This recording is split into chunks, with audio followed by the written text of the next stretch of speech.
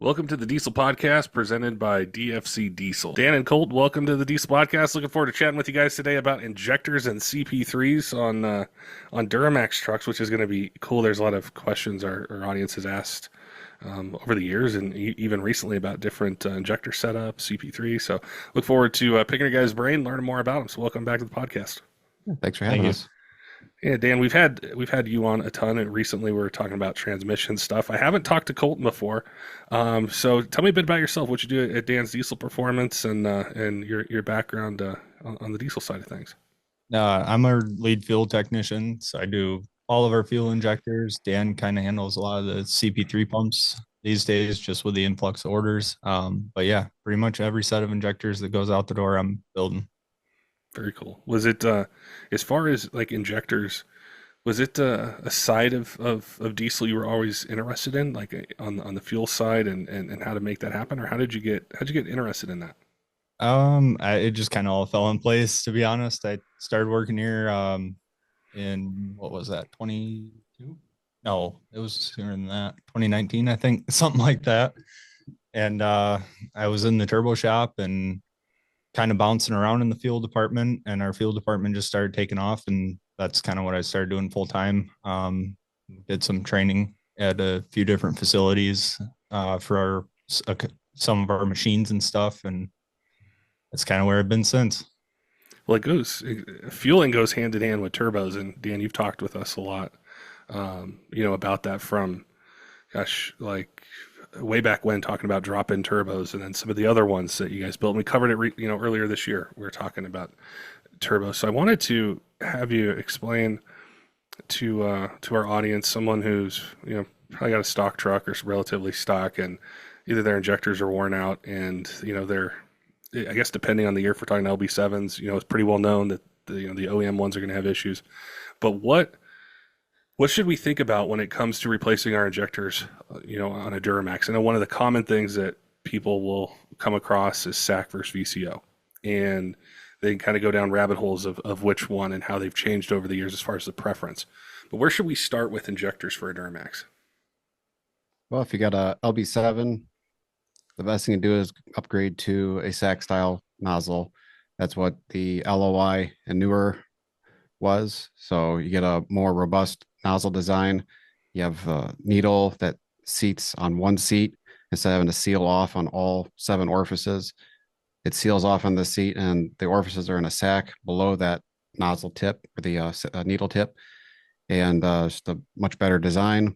DLC coated needle for anti-asphyxiation. Just a better overall design. So the majority of the LB7 injectors that we sell, unless they're stock replacements for Bosch, are going to be a SAC style of some sort. We offer them from stock output all the way to 500% over. Something we're doing with our stock outputs, or pretty much any of our injector nozzles, rather than kind of some of our competitors, we're starting with a blank nozzle, rather than using a Bosch nozzle that already has those holes made in them, so we can appropriate those holes according to the microflow process. So what a lot of guys will end up seeing is hole deviation. Just it's not perfect. It's not actually, the hole's not appropriate for how long you're going to be microflowing it. So with our SAC style nozzles, or mainly our stock outputs, we're actually holding those a lot more true to size than kind of some of the other ones. Would somebody with a truck, say, that doesn't have that process done, would they notice that through like a rough start, maybe haze, kind of overfueling? Just it's not as precise as what you guys are doing with a SAC nozzle, SAC injector. Yeah, I would say absolutely. On the LB7s, that's the main thing that we see go out, are the nozzles. Just over time, you get that haze and overfueling basically on your pilot and your idle injection. Yeah, or that tapping noise as you accelerate. You Right. can hear it in the engine or the exhaust. That's just a pilot injection event that's getting too wide or something like that. So I know a lot of times with when a listener's messaged in, or I've talked to them, or even had some guests on, they've they've wanted to get an LB7 for any number of different reasons, and they might not have they don't know necessarily all the modifications that were done, but they might tell me, hey, it's been through 2 or 3 sets of injectors, or it's got they were just done, so it should be good. I think it's important to try to understand, like, it might not be the latest, it might not be a sack style injector, it might not have the latest technology in them. Is like for somebody like that, is what's the best way to address it? Because just from the outside looking in, I haven't owned an LB7. I don't have a ton of experience with them. Is that's the thing that always jumped out to me as an issue I knew that I was going to have to address at some point, maybe with time, mileage, or it just happened, is I was going to have to do injectors, and it could get pricey to do them. So I always wanted to do them once, or if I was going to do it once and be done. Um, is there, should that be the first thing that somebody would start with if they have an issue on that truck with the fuel system, and if so, how could they narrow it down to the injectors being the problem? Because I think for just an average guy, it can be tough to diagnose a fueling issue. Is it injectors? Is it something with the CP3? Is it something with fuel, like low side fuel supply? Is it really my injectors? How would you approach that, Dan, to narrow it down to this truck's having an injector issue? We need to get a new set in there. Yeah, it really depends on what the problem is. We see guys that have like a haze idle or just a kind of a shaky engine. Balance rates are, in the high plus or minus range. That could be an injector. That could also be a engine issue, like a low compression on a cylinder or something, a cracked piston, whatever. Um, Also, injectors can contribute to low rail pressure as well. So if guys that are towing and they approach a hill, they lean into it, and it throws a P0087 code, which is low rail pressure during enrichment. That could be the injectors returning too much fuel. So the control valves are wore out. It's sending all that fuel back to the tank, and the CP3 just can't keep up with that loss plus the demand. So in those situations, if you're unsure if it's the injectors, the best thing to do is pull them out and have them cleaned and tested. That's a service that we offer here. We run them through our ultrasonic cleaner to get all the rust and grime off of them, carbon, and then we run them on our Bosch test equipment, see what they're doing. If we run through the first couple of them and we start to see that return rates are very high or they're just not firing properly, then we can assume that the rest of them are probably the same condition and it's not worth going forward with testing. But if they test all perfectly fine, then maybe something wrong with the engine or other things. Hey, Diesel fans, wanted to let you guys know that our friends over at Kershaw Knives have a 40% off MSRP code for you. If you go to kershaw.kaiusa.com, use code TDP2540, you get your 40% off MSRP.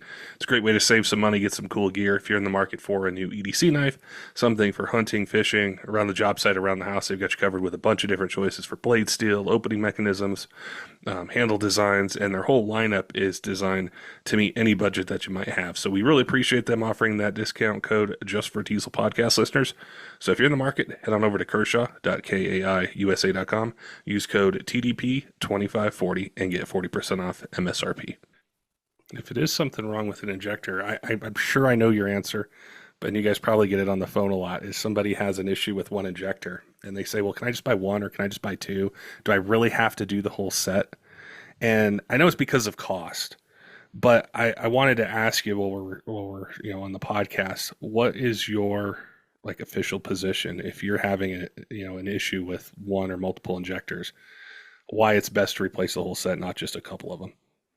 Well, it really depends on how old those injectors are and the situation. If you got one that's stuck open, maybe a little bit of dirt or something got into that injector and that's it.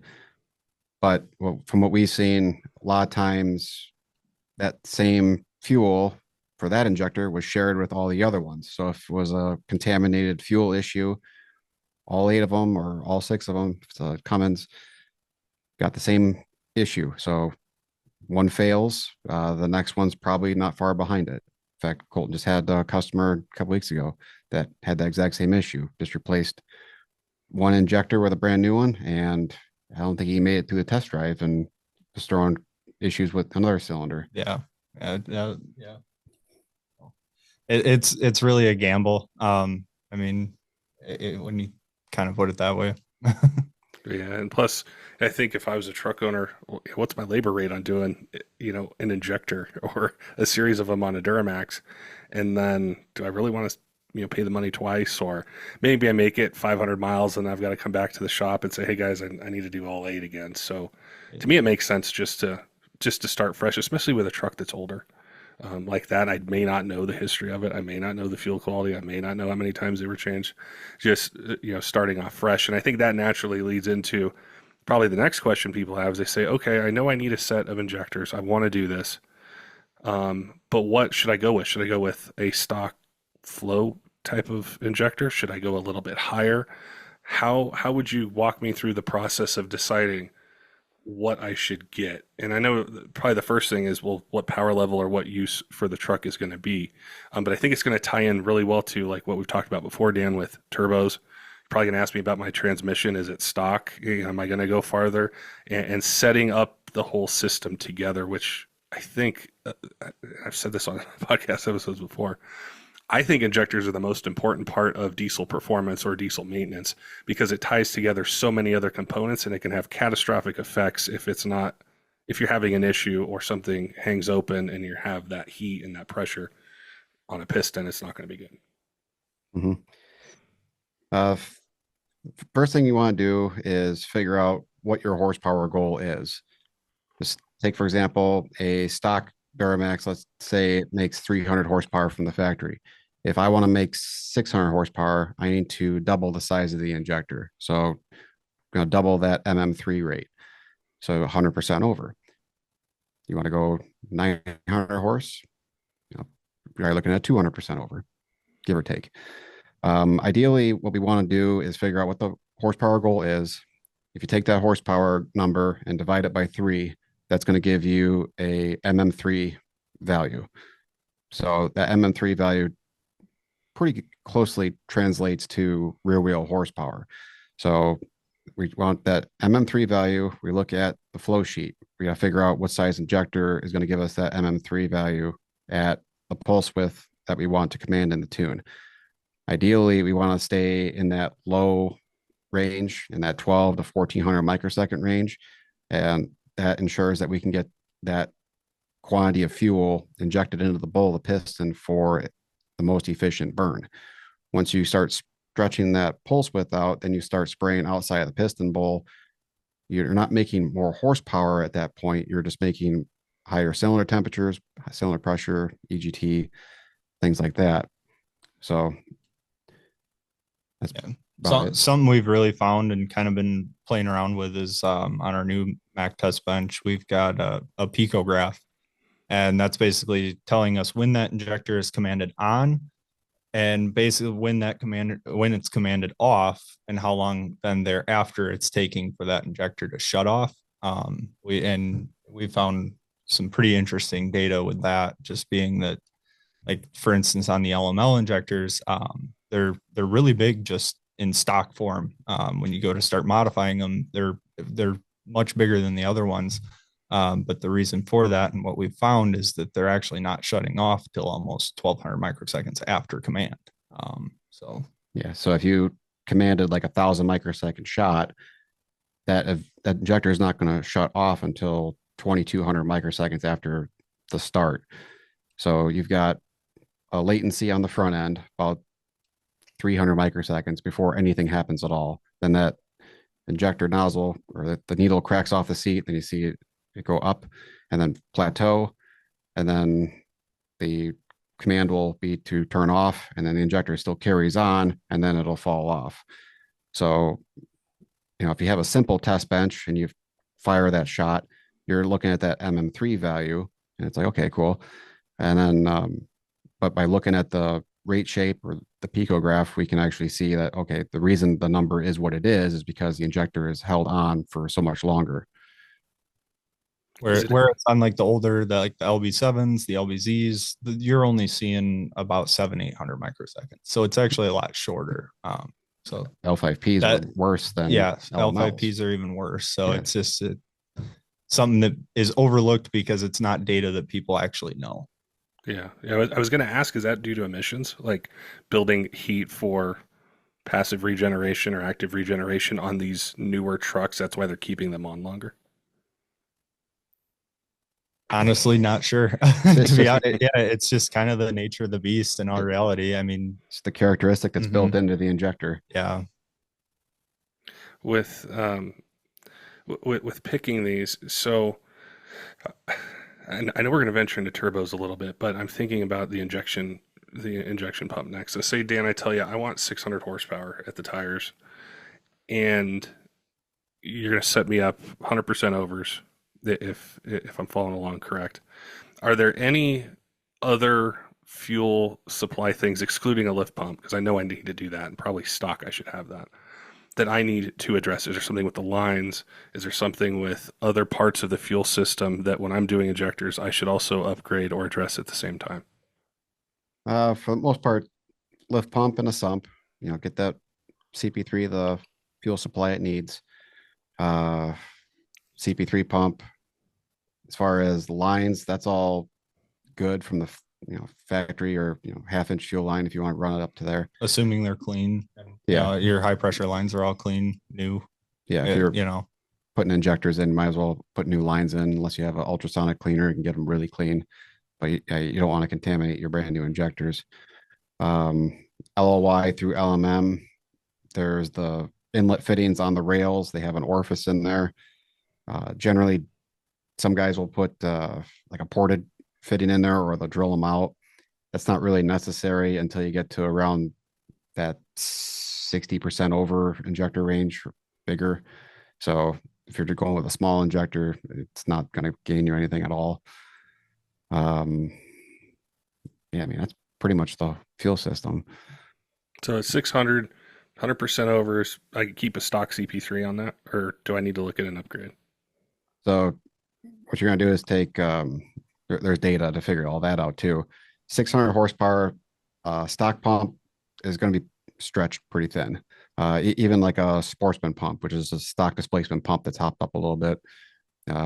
We can see 600, sometimes 650, like on LML, we can see 650 or so on it. After that, we're going to need to increase the displacement of that pump so we can feed those injectors.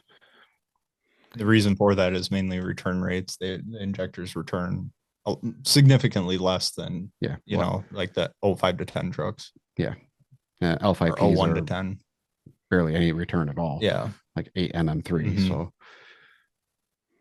So I would really have to decide if I was like set on 600, or because it always happens. You think, well, maybe I want more in the future. And I think whether it's injectors, turbo, we've talked about, I mean, transmission, other components, I guess in my mind, if I'm right on that kind of ragged edge of what, you know, a stock CP3 or stock component is going to do, I should probably look at upgrading that as well so that I have the capability to go farther and not push that CP3, which I'm sure on the tuning side, if somebody, wants that high fives, low sixes number, it would make more sense to upgrade the CP3 at that point as well. So you're not having to push the tuning and the hard parts as far to hit that number. Yeah. I mean, you want to figure out what your MM3 demand is from your injection system and then pick the pump that's going to be able to supply that MM3. So you can take the displacement of the pump, which is the plunger 7.5 millimeters times stroke times pi or times by 3. Like a stock displacement pump is like 1093 per rev, 10 mils 1325 per rev, and so on. At full pressure, you're going to lose about 8 to 10% of that efficiency. So 990-ish on a sportsman pump, 11 something on a 10 mil. I have a whole spreadsheet of this. You want the supply number to be higher than your demand number. So Is the 10 millimeter, is that really popular for like a street setup? that is very popular. It's probably one of our most popular selling pumps for Yeah. anything. Pretty much all the guys in the LMLs they're doing conversion kits. They're buying 10 mils Yeah, or a sportsman. Sportsman's, yeah. Is there really any downside to doing a 10 millimeter stroke I mean, pump? having a little bit extra on tap there's nothing wrong with that. But with stock injectors, you're also not going to gain Yeah. anything either. That's a big misconception, guys, for some reason. See. I wouldn't spend the extra money on a 10 mil if you had no intentions of putting bigger injectors on. But if you do plan to do bigger stuff down the road, then plan accordingly. Yeah, there seems to be a definite break in following along to where if I was gonna have a relatively stockish truck or like a 500 horsepower somewhere around there, I wouldn't address the CP3 unless there was an issue. I would do injectors, but once I'm starting to go for higher power numbers, it's going to definitely go hand in hand. And I think especially beyond 600 or 650 horsepower, there's other CP3s that you guys offer. What is the kind of general break when I go from a 10 millimeter to one larger to the next step up? So after the 10 mil, that's good for 750 horse, depending on the generation. Then you have the 12 mil. That's typically good for about 900 horse or so, depending on the generation. Then you got the 14 mil. That's good for 1,200 horsepower, depending on your setup. After that, you start getting into dual feeler setups and stuff like that. I think people love the simplicity of a single CP3 with less components, the belt, kind of everything else. And for most like street driven applications, any of those choices is going to cover pretty much anything that you're going to drive on the street. Yeah, I mean, absolutely. When you can do over 1,000 horsepower on a single pump, that's nice. Yeah. A lot less clutter under the hood, easier to tune. Less to go wrong. Yeah. Common question we get from you guys a lot is, hey, I need a diesel engine. I either, I can't wait this long to get one, or normal place I get stuff from it just takes too long, or they don't have the parts in it that I need. Maybe my truck's not stock, or I tow heavy with it. I don't want to go back with just a stock engine. DFC Diesel is a sponsor of the podcast. We worked with them, hand in hand on doing episodes, answering technical questions. They have a complete lineup of Cummins, Duramax, and Power Stroke remanufactured engines that are set to a standard of ISO 9001 2015 standards, which is a huge deal in the aftermarket.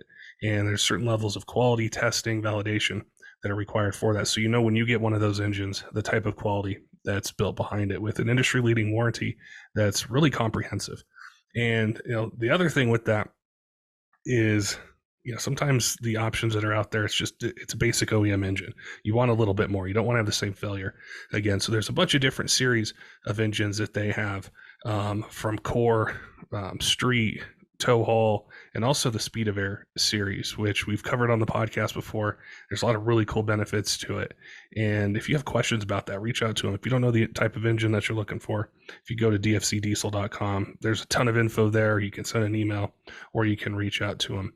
Also, they're working with Speed of Air pistons, which it's the only piston that pays for itself. And there's a lot of really cool technology behind it. So you can add that into your build and be able to get better fuel economy, increase power, increase torque, and better engine life out of it.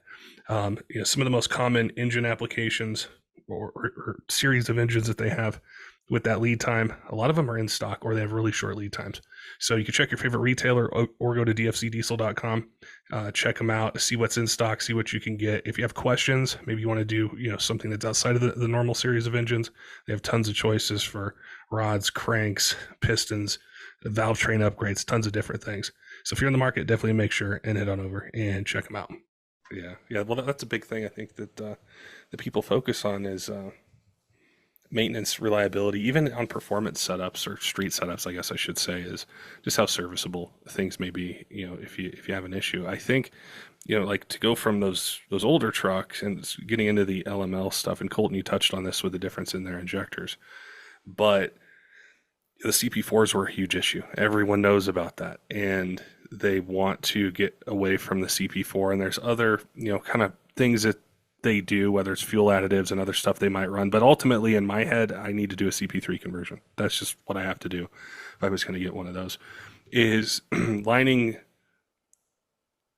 is that almost a requirement, I guess? Like, even just from a reliability standpoint, I would do it. But then especially combining it with, maybe some modified injectors, turbo, some other things on an LML.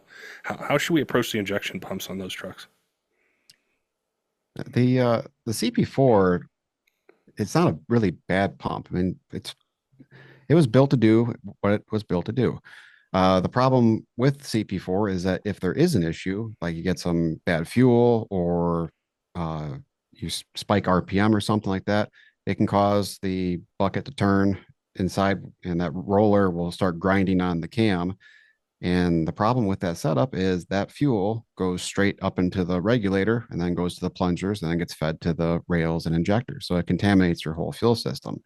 Whereas a CP3, it's not built like that. If there's an issue internally, most of the time the thing just quits running. But that fuel is isolated from the high pressure side. So that just goes back to the tank or just stops running. Um, so yeah, it is from a reliability standpoint, it's a good idea on an LML to put a CP3 conversion kit on there, so you can eliminate the possibility of that catastrophic system failure.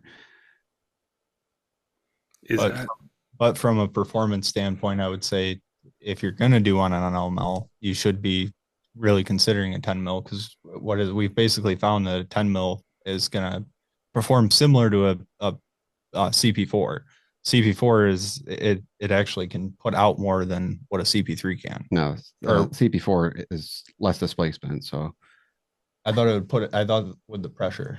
oh, the pressure, yeah, the CP4 is designed to handle more pressure, Right. but Or under high pressure, it yeah, would. Yeah. but it all depends on how much MM3 you need. That's Yeah. where that comes down to. So, if you're going to run stock injectors and don't have any intentions of going to a bigger size set of injectors, the Sportsman CP3 would be a perfect pump for that. If you do plan to hop them up a little bit, then maybe go with a 10 or 12. But, we'll please be able to answer those types of questions if people call in or message us on Facebook or whatever. what's the install like on doing a CP3 conversion on an LML? Like if I was going to do it myself, or do it yourself, or on the weekend. Uh, Main thing is you got to get the EGR system off, set that to the side, and then you get the Y bridge out, and then it's just right there. Remove the lines, 4 bolts to hold the pump into the block, pull that out, put the new CP3 in there, run the conversion lines, cap off the extra port on the rail, put the Y bridge back in, EGR.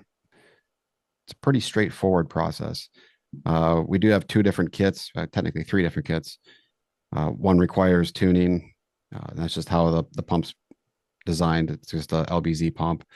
You have the tuneless pump that mimics the factory fuel curve of that CP4, so the ECM doesn't know any different.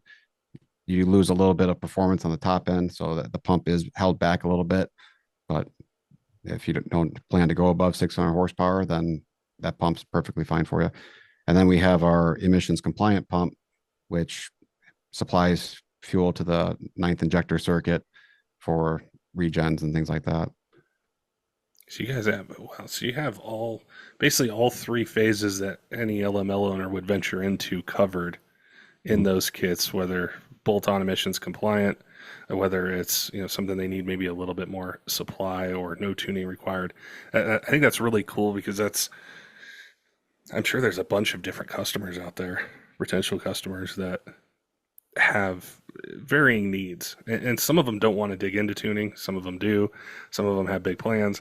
So I think being able to accommodate the wide variety of LML owners out there that just want to get away from the CP4, they just don't even want to deal with it, you guys accommodate that with those kits. Yep. And all of our pumps come with our flow sheets. We run our 10 mil, 12, 14 on our Mac test bench. It's a custom built bench. It's got a 50 horsepower motor, so we can run that pump at full pressure past 6,000 RPM, no problem. And one of the steps is a regulator test. And what we do is map out that regulator from wide open all the way down to close. And we can apply a duty cycle with that. So as a tuner, I can look at that and say, okay, say 800 milliamps puts out so much MM3 per second. I can go in and rescale that metering unit scale, and the thing's not going to surge. It's going to do exactly as it's commanded. So that makes it very handy. I think you guys have talked a lot about the equipment, and I think that's really important. to focus on for a little bit is the equipment and the processes that you guys have in place for being able to test, validate these products, whether it's injectors or the injection pump, so that when they go out to a dealer, you ship them out or wherever they may be going, and sometimes even the world. I think last time you mentioned you guys ship all over the world, that you have this quality control in place. How important has that been to Dan's Diesel Performance in its growth and its expansion into LML? I know we'll get to L5P here in a little bit, but the equipment and the things that you guys have there to be able to test these products. I think a lot of knowledge feedback, I guess a lot of our, testing has been trial and error. And it I guess, I don't know. Do you have anything else? Well, it's nice, like building injectors. We test and calibrate every single one, so we know that that set of 8 or set of 6 is ready to go right out of the box. There's no questions on if it's going to fire or if there's going to be any issues. So if a customer installs the injectors and he calls and says, "Yeah, I got a cylinder, it's not firing, I got a defective injector," it's like, no, I don't think so. Go over a few things, check things over, and then if you believe it is an issue, just send that one in. We'll test it, but most likely you've got something else going on. And sure enough, like, oh yeah, when I put the valve covers back on, I forgot to tighten down one of the rocker arm adjusters, or I didn't have one of the injector plugs plugged in. Stuff like that, or maybe they had a cracked piston and they placed the injectors, misdiagnosis, whatever that happens. Same with the CP3. It's nice being able to run that pump on the bench, make sure it's doing exactly what we expect it to do, make sure there's no leaks. So same thing. If someone gets it and it said their truck won't start, it won't build rail pressure, like, well, you got something else going on because it worked perfectly fine here, and you got the test sheet to prove it. So, check your feed supply, make sure you've got fuel going to the CP3, make sure you got all your regulators plugged in, sensors plugged in, make sure your gear is torqued down to 70 foot-pounds. So Would most of the issues like post sale like that, like you mentioned some of the things somebody could forget, and I think, are there any really common ones, or is misdiagnosis maybe the biggest issue that you guys come across? I'd say that in the LB7 market, have had guys, call in and say, "Oh, I replaced these injectors because they were filling my crankcase full of fuel, and now they're doing it again," or something like that, and it just comes down to they didn't tighten a return line or something silly. All of that equipment that we have validates that. I would say most of the time we can confidently tell the customer, no, this was not an issue when it left our building. It's something on your end causing this. But in those cases, we're more than happy to get them back, test them again, make sure that everything's operating as they should, and get them back to the customer so they can get them back in their truck and figure out what's going on. Yeah. If they're getting fuel in their oil, the other thing it could be is the CP3 pump seal.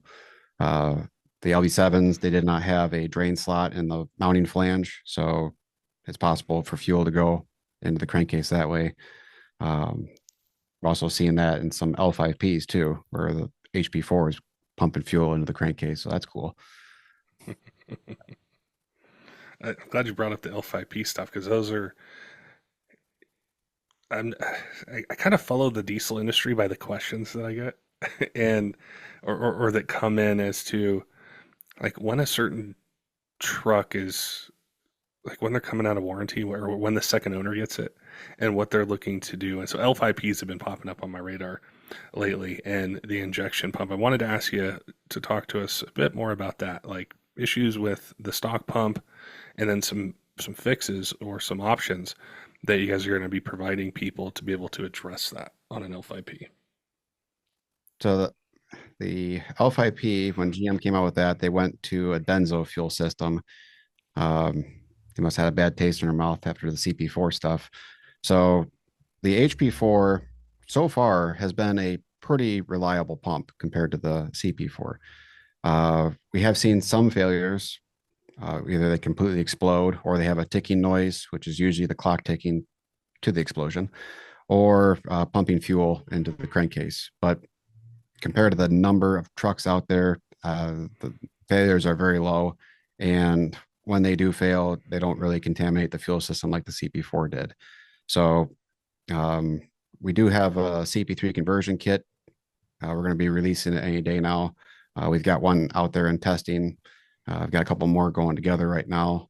So we're going to have a option for that. And it's not necessarily going to be for a preventative maintenance thing like it was on the LMLs. It's mostly going to be for performance.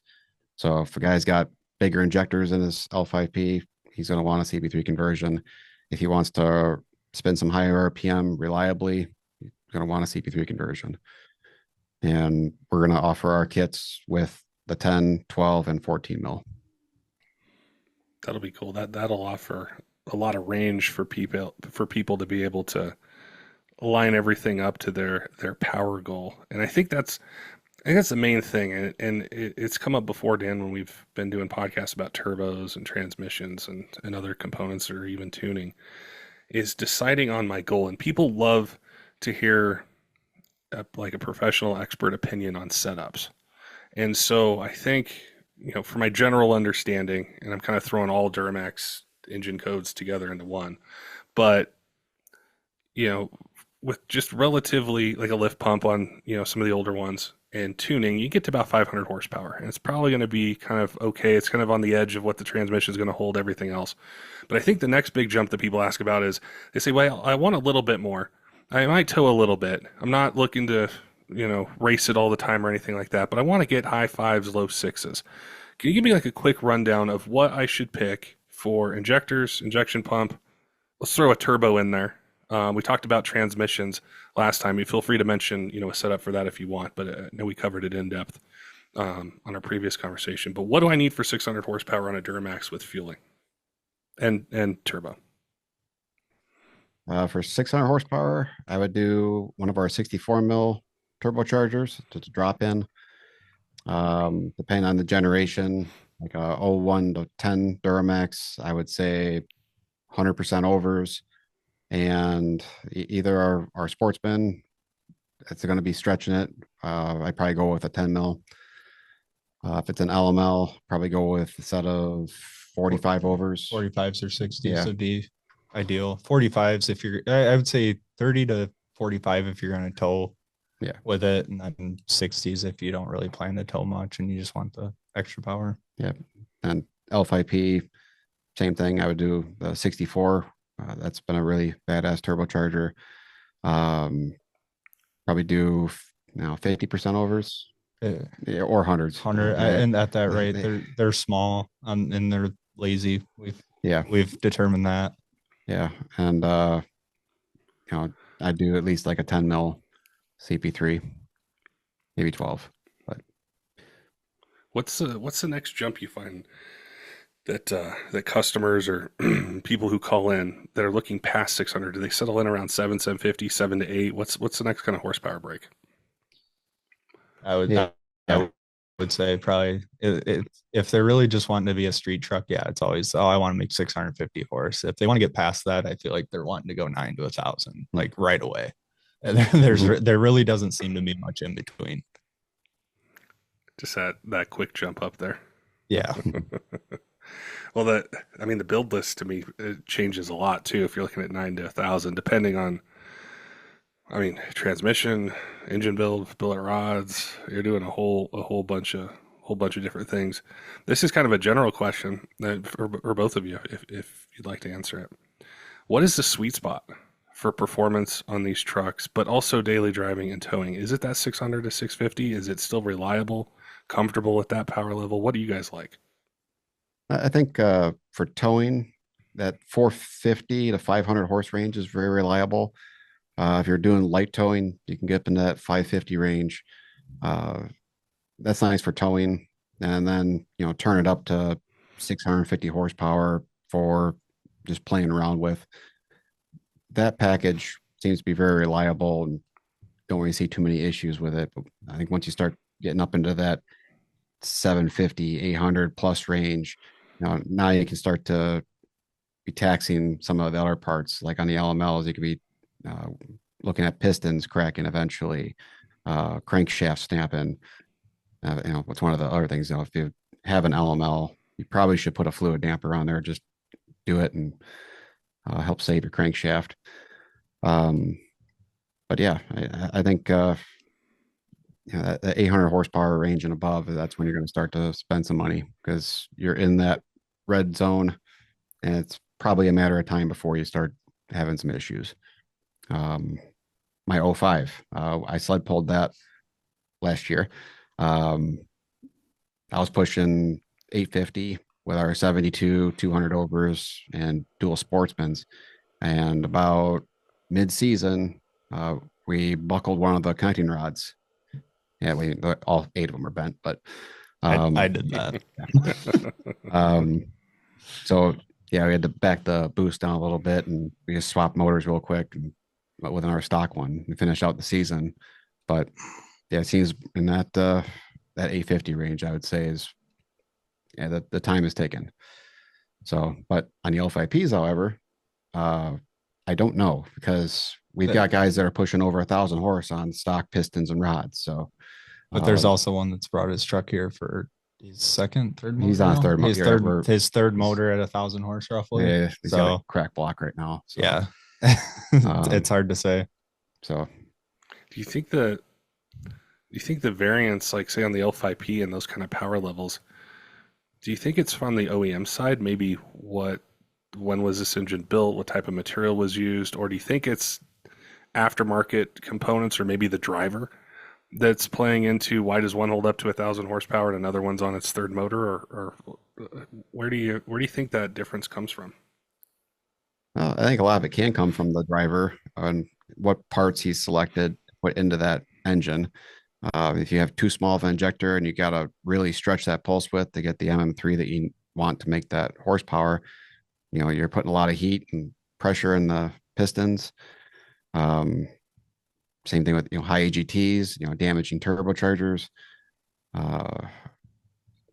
Yeah, so I mean, a lot of it is just taking a small setup and asking it to do big things. But I think if you have the right fuel and air combination, you can keep that pulse width low, keep the timing low. You can keep the rod straight, main straight. Yeah.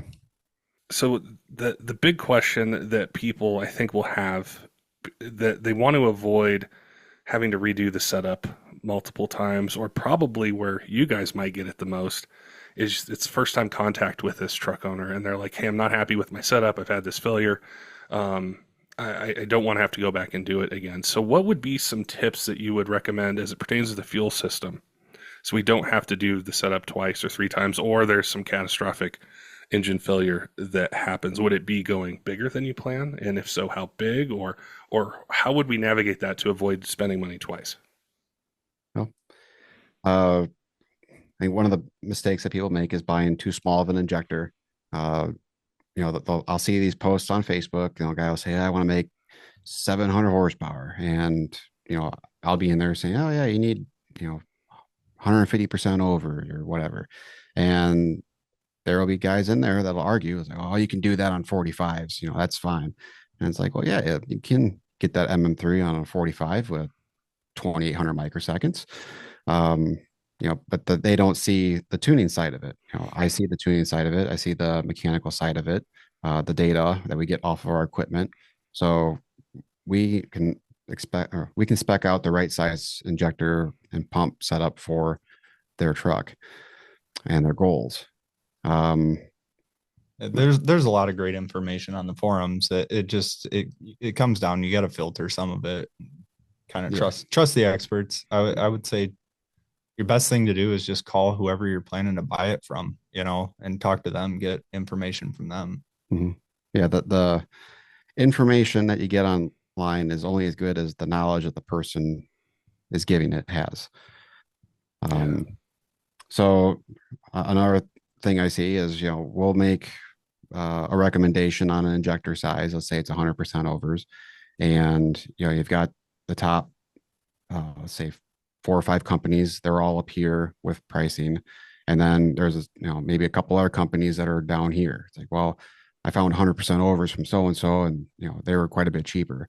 And you tune the truck or they run on the dyno or whatever, and they fall below that horsepower expectation, or their truck runs dirty just driving on the road, whatever. And it's like, well, I ordered the injectors that you recommended on Facebook, a few weeks ago or a month ago, or whatever. And it's like, well, you didn't buy buy quality ours, ones. or yeah, or When I make whatever. a recommendation, I recommend it based on the data that I have on our stuff.